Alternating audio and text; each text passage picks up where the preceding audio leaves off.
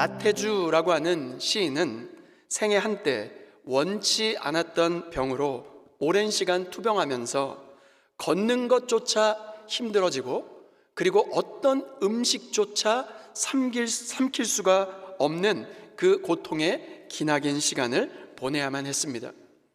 그 힘들고 버티기 어려웠던 그 시간들을 인생의 희노애락, 그리고 그 모든 아픔과 고통과 눈물을 바로 시 한 편에 담아서 시를 써 내려갔습니다. 그 시의 제목이 인생이라고 하는 시였어요. 제가 한번 읽어드리도록 하겠습니다. 인생, 나태주. 화창한 날씨만 믿고 가벼운 옷차림과 신발로 길을 나섰지요. 향기로운 바람, 지저귀는 새소리 따라 오솔길을 걸었지요. 멀리 갔다가 돌아오는 길, 막판에 그만 소낙비를 만났지 뭡니까? 하지만 나는 소낙비를 나무라고 싶지 않아요. 여기가 중요합니다. 좋았노라, 그마저도 아름다운 하루였노라 말하고 싶어요. 소낙비와 함께 옷과 신발에 묻어온 숲속의 바람과 새소리, 그것도 소중한 나의 하루, 나의 인생이었으니까요. 그는 질병이라고 하는 소낙비를 만났지만 그 아픔마저도, 그 고통마저도 감사로 해석했습니다. 어떻게 그게 가능했을까요? 좋았노라, 그마저도 아름다운 하루였노라. 주 안에 사랑하는 여러분, 우리의 인생도 혹시 인생의 소낙비를 맞고 계시진 않습니까? 그러나 하나님은 그 소낙비 속에서도 영원의 빛을 비추고 계십니다. 우리의 인생도 소낙비 같은 날을 만나죠. 질병, 실패, 관계의 아픔, 상실의 고통으로 우리의 하루가 흠뻑 젖어버릴 때가 있습니다. 하지만 다윗은 오늘 이렇게 노래하고 있습니다. 시편 103편 15절 말씀입니다. 인생은 그 날이 풀과 같으며 그 영화가 들의 꽃과 같도다. 짧고 덧없지만 그 덧없음 속에서 영혼의 빛을 만난 사람, 그 사람이 바로 다윗이었습니다. 지난주 우리는 사랑이 살아나면 감사가 숨을 쉰다라는 말씀을 들었습니다. 그렇다면 오늘 우리는 이렇게 질문해 보면 어떻겠습니까? 그 감사가 내일도 숨쉬게 하는 힘은 어디서 오는가? 그것은 바로 주님의 영원을 기억하는 데서부터 출발된다는 것입니다. 오늘 말씀을 통해서 우리가 주님의 영원을 기억하기 위해서 그러면 어떻게 해야 할지 말씀을 통해서 함께 살펴보고자 합니다. 그 첫 번째 교훈은 이것입니다. 짧은 인생 속에서도 영원의 빛을 보라는 것입니다. 15절 말씀입니다. 인생은 그 날이 풀과 같으며 그 영화가 들의 꽃과 같도다. 다윗은 인생을 무엇에 비유했을까요? 다윗은 인생의 덧없음을 깊이 깨달았습니다. 그 인생의 그 나날들이 풀과 같대요. 여기 풀이라고 하는 히브리어 단어는 하치르라는 단어를 쓰는데, 이 풀, 하치르라는 그 단어의 뜻은 아침에 피었다가 저녁에 시드는 광야의 풀, 그것을 가리키는 단어입니다. 무슨 말일까요? 인생의 그 날이 잠깐 피었다 사라져버리는 광야의 풀과 같다는 것이죠. 그리고 뭐라고 이야기합니까? 그 영화가 들의 꽃과 같대요. 잠시 피었다 잠시 지는 들꽃과 같다는 것입니다. 인생의 영화라는 것은 잠시 피었다 지는 한 송이의 들꽃과 같이 금방 사라져 버린다는 것입니다. 그런데 다윗은 인생의 이 덧없음 가운데 절망하지 않았습니다.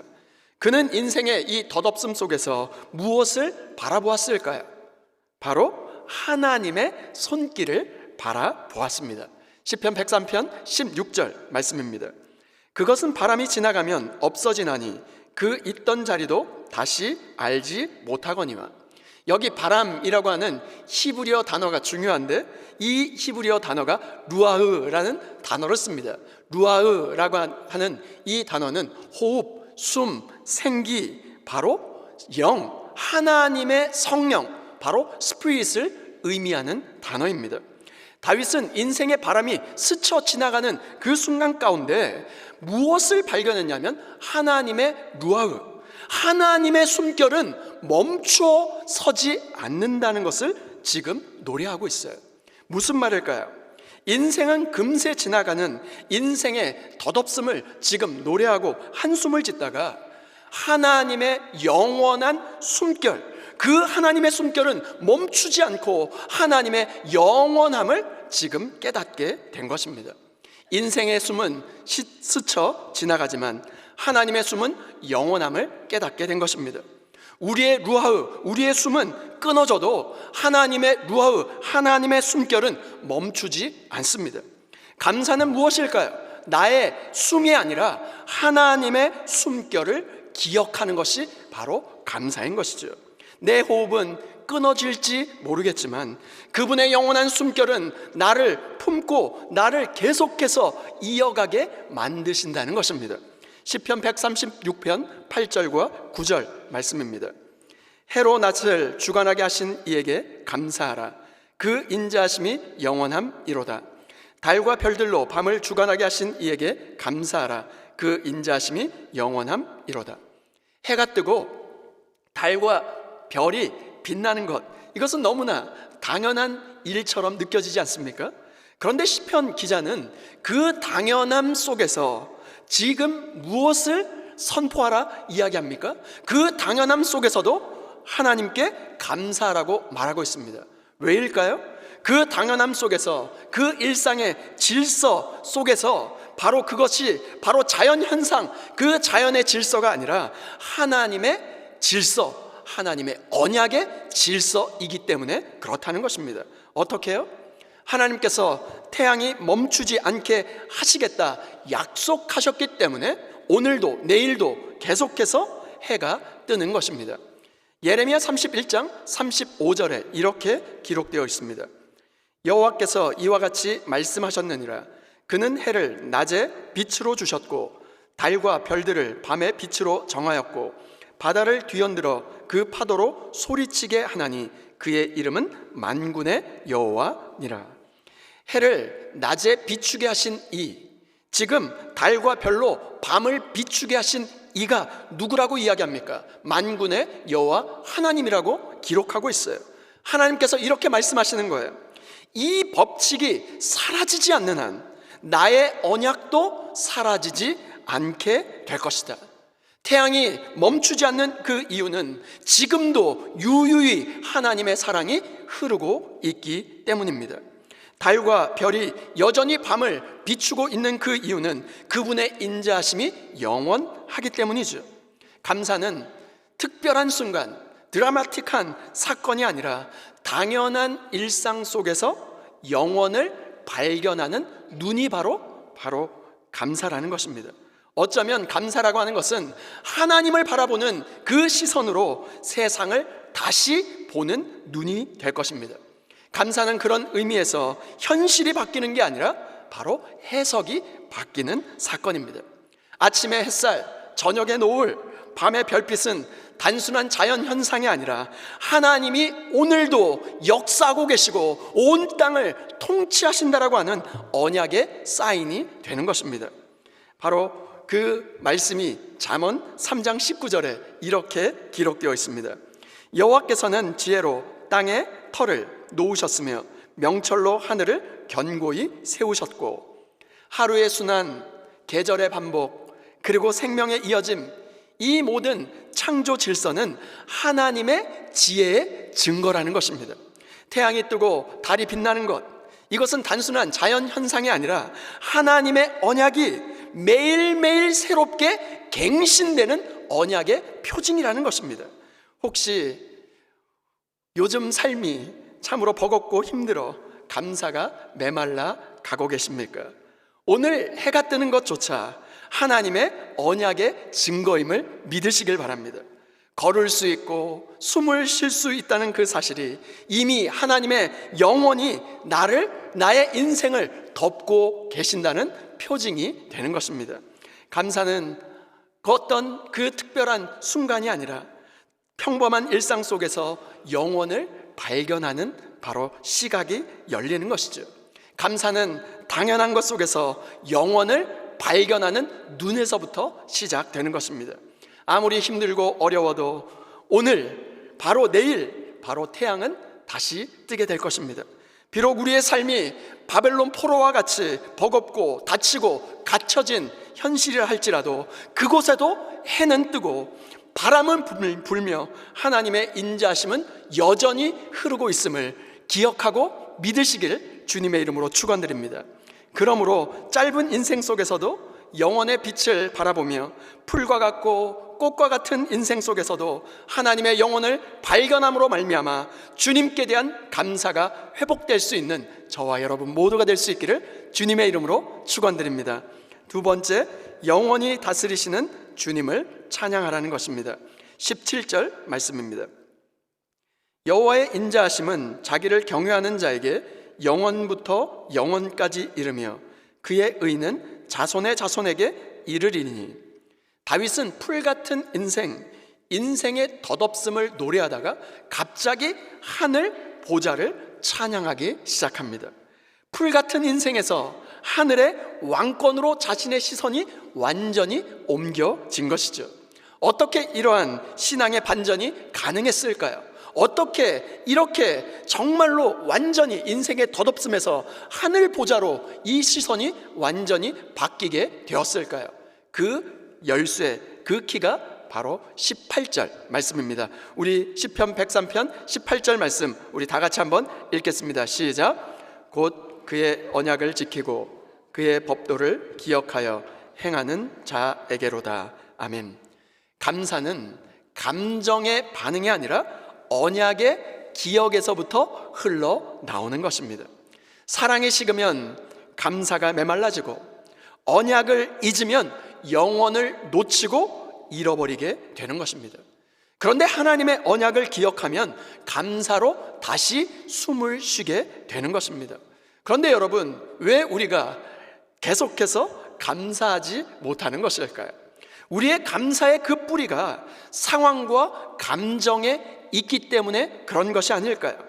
감사의 뿌리가 감정, 기분에 왔다 갔다 하게 되면 환경이 바뀔 때마다 감사도 이리저리 흔들릴 수밖에 없게 되는 것입니다. 그러나 다윗은 이렇게 우리에게 말하고 있습니다. 감사는 변함이 없는 언약 위에 세워져야 한다라고 지금 외치고 있는 것이죠. 여러분, 그 언약의 중심에 누가 서 계실까요? 영원히 변함이 없는 여호와 하나님이 서 계십니다. 그래서 언약을 기억하는 사람은 현실의 덧없음 속에서도 영원을 향한 시선을 잃지 않게 되는 것입니다. 다윗은 이렇게 고백하고 있습니다. 시편 103편 19절 말씀입니다. 여호와께서 그의 보좌를 하늘에 세우시고 그의 왕권으로 만유를 다스리시도다. 이것이 바로 감사의 시선입니다. 풀 같은 인생을 노래하다가 하늘 보좌를 찬양하게 되는 영적 전환, 그것이 어떻게 가능했을까요?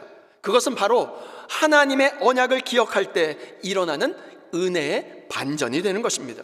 풀과 같고 들꽃과 같은 인생의 덧없음 속에서도 다윗은 흔들리지 않는 하나님의 왕권을 바라보았습니다. 그 순간 어떻게 되었을까요? 그의 한숨과 그의 탄식이 찬양으로 변화되게 되었습니다. 주 안에 사랑하는 여러분, 우리는 때로 바람 한번 후 불면 날아갈 것들에 목숨을 걸며 살아가고 있지는 않습니까? 세상의 인정, 돈과 명예, 유행과 인기, 이 모든 것은 바람 한번 후 불면 날아갈 것들입니다. 그런데 우리는 그 지나가는 바람과 같은 것에 우리의 마음을 빼앗기고 때때로 목숨을 걸며 살아가고 있지는 않습니까? 요한일서 2장 17절은 이렇게 말하고 있습니다. 우리 다 같이 함께 읽겠습니다. 시작. 이 세상도 그 정욕도 지나가되 오직 하나님의 뜻을 행하는 자는 영원히 거하느니라. 아멘. 지금 요한일서 2장 17절은 이렇게 비교하고 있어요. 지나가는 것과 거함이 있다. 세상의 정욕이 있고 하나님의 뜻이 있다. 이 두 길은 결코 같을 수가 없다는 거예요. 이 둘의 대조는 오늘 우리 인생을 어떻게 살아야 할지를 선명하게 보여주고 있습니다. 어떻게 보여주고 있죠? 세상의 인정, 돈, 인기, 명예, 이 모든 것은 바람 한번 후 불면 날아갈 것들입니다.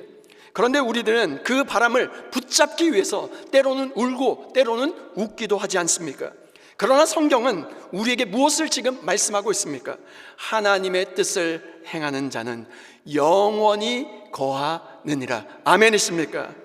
감사는 지나가는 그 바람 속에서 영원을 향한 하나님의 숨결을 붙드는 행위입니다. 세상 영광, 세상의 화려함은 곧 찰나와 같이 지나갈 것이지만 하나님의 언약을 기억하고 주님의 뜻을 행하는 자가 되어 영원히 주님 안에 거할 수 있는 저와 여러분 모두가 될 수 있기를 주님의 이름으로 축원드립니다. 감사는 주님 안에 거하는 그 자리에서 흘러나오는 찬양이 되는 것이죠. 우리의 감사가 그런데 지속되지 못하는 이유가 무엇일까요? 지나갈 것들에 우리의 마음을 너무나 두고 살기 때문이 아닙니까? 그러나 하나님의 뜻을 행하는 자, 하나님의 언약을 기억하는 자는 영원히 거하게 될 것입니다. 주 안에 사랑하는 여러분, 오늘 우리는 어디에 거하고 계십니까? 세상의 바람 속에 거하고 계십니까? 아니면 하나님의 사랑 안에 거하고 계십니까? 주님의 사랑 안에 그 거할 때 그 거함의 자리는 바로 감사의 자리요 예배의 자리가 될 것입니다. 그러므로 오늘 지나가는 바람, 구름 잡는 인생이 아니라 우리를 영원히 다스리시는 주님 안에 거함으로 말미암아 감사와 찬양을 회복할 수 있는 저와 여러분 모두가 될 수 있기를 주님의 이름으로 축원드립니다. 세상에 지나갈 것들, 바람 후 불면 날아갈 것들을 붙드는 인생이 아니라 주님의 언약, 주님의 영원 안에 거함으로 말미암아 주님의 거함의 자리에서 감사의 찬양을 올려드릴 수 있는 저와 여러분 모두가 될 수 있기를 다시 한번 주님의 이름으로 축원드립니다. 감사는 현실의 무게보다 하나님의 언약의 무게를 더 크게 보는 믿음과 같은 것입니다. 다윗은 15절에서 인생의 덧없음을 바라보면서 한숨을 지으며 노래를 시작했지만 19절에서는 하나님이 다스리시는 하늘 보좌를 찬양했습니다. 어떻게 이러한 변화가 가능했을까요? 그는 인생의 덧없음을 바라보고 절망하지 않고 그 덧없음 속에서 하나님의 변함이 없음, 하나님의 영원함, 하나님의 숨결이 지금도 나에게 미치고 있다라고 하는 하나님의 영원을 바라보았기 때문입니다. 그 변화의 이유는 현실이 아니라 시선이 바뀌었기 때문입니다. 오늘 우리도 이 시선이 바뀌기를 소원합니다. 인생의 풀과 들꽃, 그것을 넘어 하나님의 보좌를 향하여 주님 되심 앞에 우리의 시선을 고정하기를 소원합니다. 감사는 현실이 바뀌는 게 아니라 시선이 바뀌는 것입니다. 풀 같은 인생 속에서도 영원히 다스리시는 주님의 왕권을 바라보며 주여 그 언약을 기억하게 하여 주옵소서, 주님 그 사랑 안에 거하게 하여 주옵소서. 이 고백이 우리의 찬양이 되고 그 찬양이 다시 우리의 감사가 되기를 소원합니다. 세상의 지나감을 붙드는 인생이 아니라 주님의 영원 안에 거하는 인생으로 회복될 수 있는 저와 여러분 모두가 될 수 있기를 주님의 이름으로 축원드립니다. 다 함께 따라해 보실까요? 평범한 일상 속에서 주님의 영혼을 발견하라. 영원히 다스리시는 주님을 찬양하라. 아멘이십니까? 여러분, 불안한 감정은 언제 찾아오는 것일까요? 불안의 그 근원은 통제할 수 없는 것을 통제하려고 하는 마음에서부터 시작되는 것입니다. 그런데 여러분, 감사는 그 정반대입니다. 내가 통제할 수 없는 것을 하나님께 맡기는 신앙의 행위인 것입니다. 우리가 통제할 수 없는 것을 하나님께 맡길 때 비로소 평안과 감사가 찾아오게 되는 것이죠. 불확실한 세상, 예측 불가한 내일 속에서도 하나님은 여전히 우리의 삶을 통치하시고 다스리고 계십니다. 그분이 왕이시기 때문에 우리는 오늘도 감사로 숨을 쉴 수 있는 것입니다. 그러므로 우리의 시선을 영원히 다스리시는 주님께 고정하기를 소원합니다. 세상에 지나가는 그것을 붙드는 인생이 아니라 주님의 영혼 안에 거할 수 있는 저와 여러분이 될 수 있기를 소원합니다. 헬렌 켈러는 세 가지를 잃었어요. 들을 수 있는 귀, 보는 눈, 말할 수 있는 입, 이 세 가지를 잃었습니다. 그러나 그녀는 이렇게 고백했어요. 나는 내가 가진 것을 감사하기로 결심했습니다. 내가 빛을 보지 못하지만 빛의 존재는 압니다. 나는 소리를 듣지 못하지만 음악의 울림은 느낍니다. 나는 지금 말을 하지 못하지만 사랑을 전할 수 있습니다. 그래서 나는 행복합니다. 그녀는 세상이 빼앗긴 것, 세상으로부터 빼앗긴 것을 주목하는 것이 아니라 하나님이 자기에게 남겨주신 것을 보았습니다. 그 눈이 바로 감사의 눈이요, 영혼의 눈이었습니다. 그녀는 앞을 볼 수 있는 눈은 없었지만 감사로 빛을 보았습니다. 우리 또한 우리의 인생 속에서 소낙비를 만날 때가 있죠. 소낙비 속에서 하나님의 햇살을 바라볼 수 있는 그 눈, 감사의 시선을 회복할 수 있기를 소원합니다.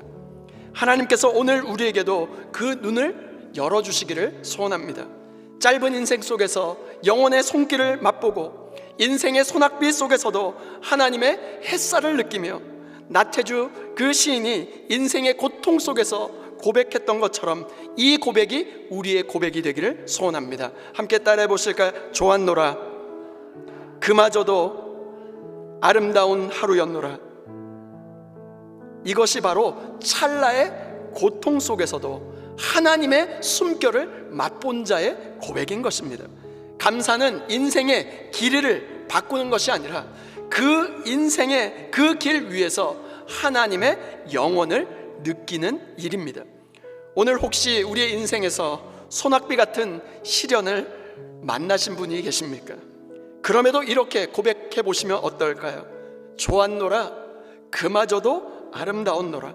왜냐하면 하나님의 인자하심이 영원하기 때문에 그렇습니다.